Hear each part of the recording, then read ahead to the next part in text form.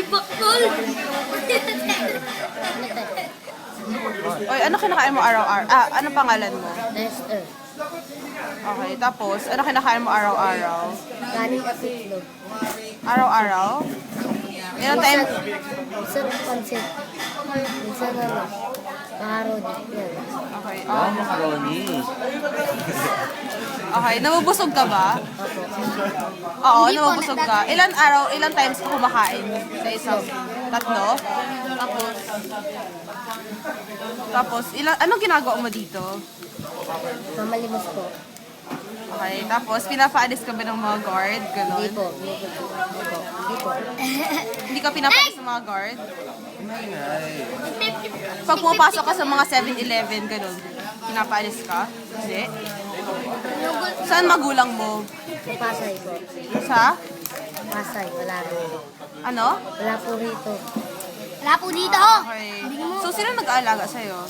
Mama mo. Tita ko po. Tita? Nagkakasakit ka ba? Hindi. Opo. May sakit na nga ako. Sabi mo to. Tapos, meron kang gamot na iniinom. Wala. Mang Ben ang Sino nagbibigay sa'yo ng gamot? Estudyante po. Estudyante? Pause na pause. Ano parang sakit mo? nagdakulo. Ano sakit mo? Inuubo. Ano? Sinat. Sinat. Sinat? Oh, Sinat. okay. Pag ano siya, lagi siyang Nahihirapan ka ba sa pamumuhay mo? Hindi po naman. Kailan ka nagsimula nagtambay dito? 2008. Ano oras ka umuwi ng bahay?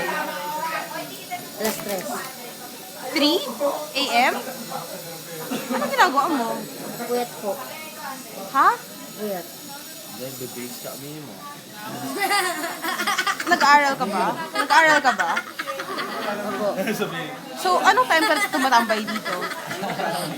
Sa ngayon, hindi na po ako nag-aaral. lahat po kami din nag-aaral. Talino na daw po kami. Ha? Talino na daw po kami. Papaampun na nga kami.